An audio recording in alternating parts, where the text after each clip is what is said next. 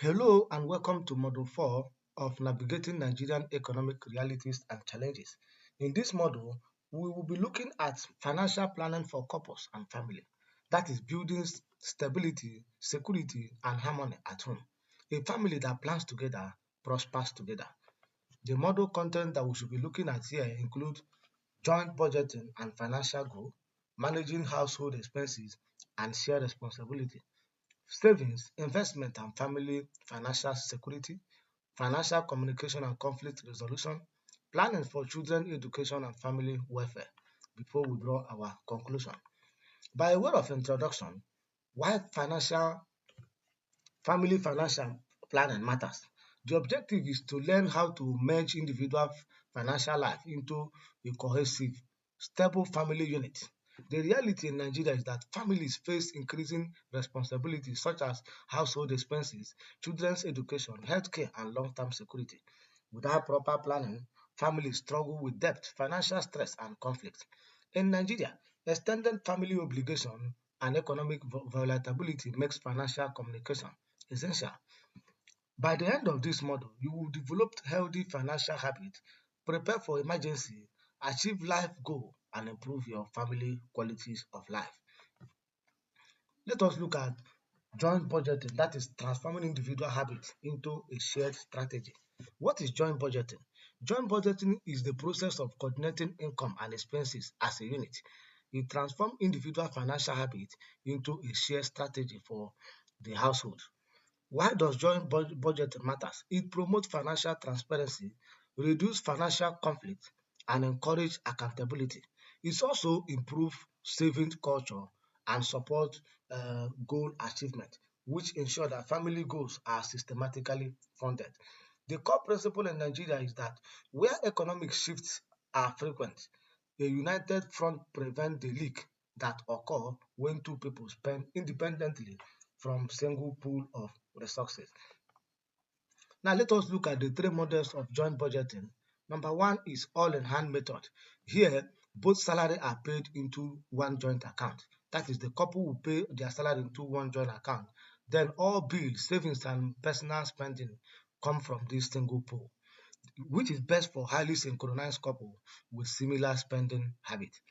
Another method is proportional method. Here, partners contribute a percentage of their income into a joint account for household needs.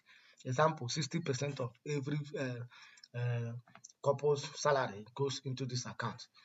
Then they keep the remainder in their private account. This method is best for couple with significant income gap. Now we have raw sum method. Here, both couple contribute equal fixed amounts. Example, 100,000 naira each to the household. Then, regardless of what each partner earn, this method is best for couple who earn similar amount and value total independence. The key insight here is that choose the method that matches your trust level and personal preference. There is no single right way, so no method is the best way, but choose a method that will suit your family. Now let us look at the setting smart family financial goal. You have to set a goal that is smart for your family. Now the budgeting without goal feels like deprivation. Therefore, to stay motivated, couple must set shared milestone. Now you have to set a small short-term goal, which is usually 1 year. This goal include rent payment, buy generator or inverter, family vacation, and emergency fund completion. Then we have medium-term goal, which usually lasts between 2 to 5 years, which include buying a car, starting a side business together, major home renovation, and children's school fees planning. Then we have long-term goal that usually last for 5 years and above, which include building or buying a home, children university fund, retirement planning, and land acquisition. The 10% buffer rule states that always include a miscellaneous line in your budget for unexpected price hike in the market. Inflation is unpredictable. Now let us look at managing household expenses, which is the big four audit. Treat your household like a small business. It requires clear rule, efficient logistics, and a fair distribution of labor.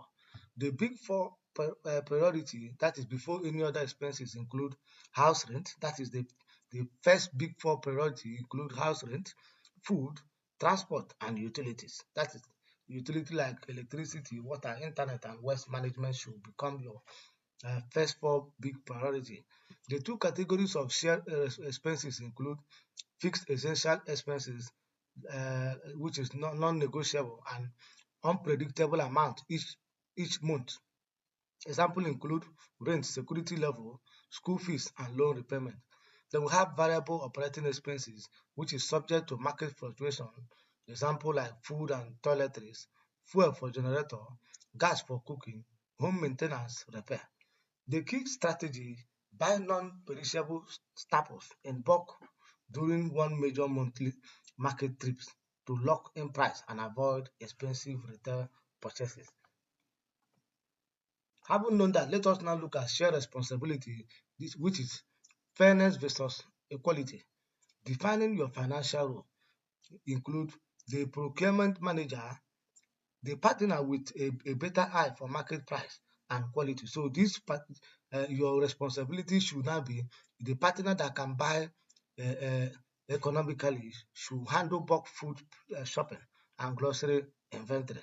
Then the bill payer, the partner responsible for tracking due dates for bill like electricity, waste management, internet subscription, and rent should do this. Then the auditor here is the partner who review the account at the end of the month to see if the family stay within the budget. Then the expensive threshold rule state that agree that any unplanned household expenses above certain amount. For example, any expenses that is above 20% must be discussed before the purchase must be made. Now, fairness versus equality, responsibility should be fair, which is not always the same as equality. If one partner works longer hours and earn more, the other might take on more logistic responsibility. Reevaluate roles every 6 months or after major life changes. Now let us look at savings and the family security, the pyramid. The family security pyramid includes level 1, which is the liquid buffer emergency fund. This is earned for 6 to 12 months of total household expenses. Keep it in a high yield savings account or money market for quick access.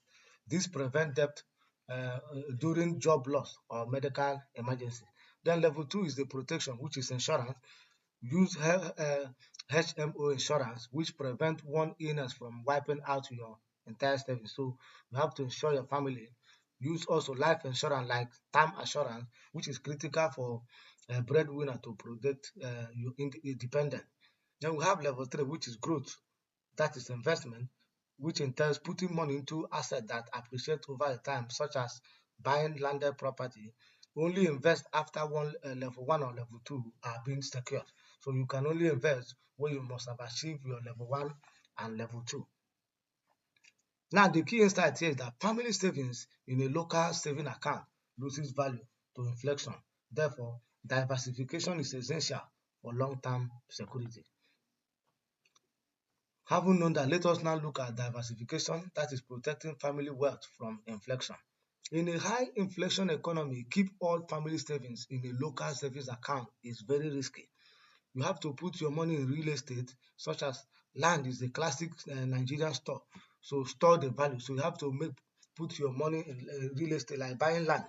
Buying land in developing area, such as outskirts of Lagos, Abuja, or Mewe, Ebafo, build long-term family wealth. Land rarely loses value. It always appreciates over a time. Then dollar dominant assets, use app like Bamboo or invest to buy US stock or Euro bond. This protects your family purchasing power against Nigerian devaluation. Then it gives you access to global market from your home.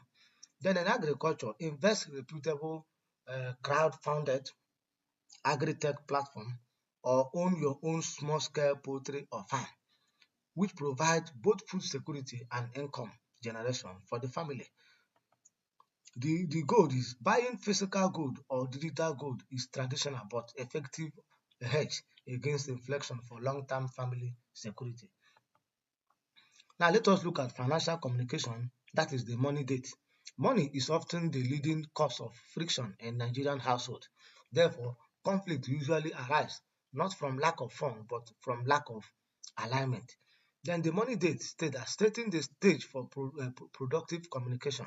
Schedule it, which in turn set a recurring month money date. Example, the last Sunday of the month, which is productive communication cannot happen in the heat of argument. Then the environment, choose a natural and relaxed setting away from children or work distraction. The agenda should be celebrate wins together. We stand under budget on glossary. Then review the incoming month emoji expenses. Always review your incoming month expenses with your partner. Then discuss progress on long-term goal. How close are we to that land deposit? The key principle is that open and honest discussion about money build trust, enable joint decision, and reduce misunderstanding, as well as improve financial planning. Now let us look at understanding money personality and navigating black task. Identifying money personality, most conflicts stem from natural differences. Now we have the saver, that is value security and the future, which may seem stingy or controlling to a spender. Then we have the spender that values enjoyment and the present, which may seem irresponsible or reckless to saver. Then we have avoider that dislikes talking about or managing money, and important bill might get missed. Then we have risk taker that loves new venture and quick gain, and it may lose family savings in Ponzi scheme of electable investment. Therefore, navigating tax, that is extended family support. The buffer strategies state that agree on a fixed monthly amount for family support. If request exceed this, it must be a joint decision of both partner. Then you have the united front. When declining a request from relative, the blood relative delivers the news, but frame it as a joint decision. Always take it as a joint decision from both couple. We have reviewed our budget and we cannot afford this right now. So always take decision as a joint couple. Now let us look at conflict resolution. That is how you can resolve conflict. Rules for fair financial disagreement. When a disagreement occur, follow this ground rule. Number one, no shaming. Avoid a phrase like "you always waste money." Don't say this. It may provoke your partner. Or why can't you earn more? This destroy trust and escalate conflict.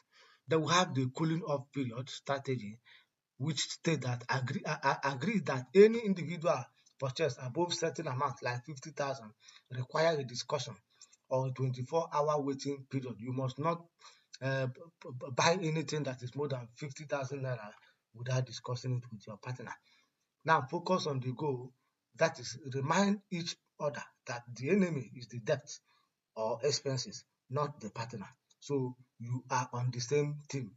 Now we have the emergency filter, which differentiate between real family emergency and someone asking for money to fund a luxury or poor decision.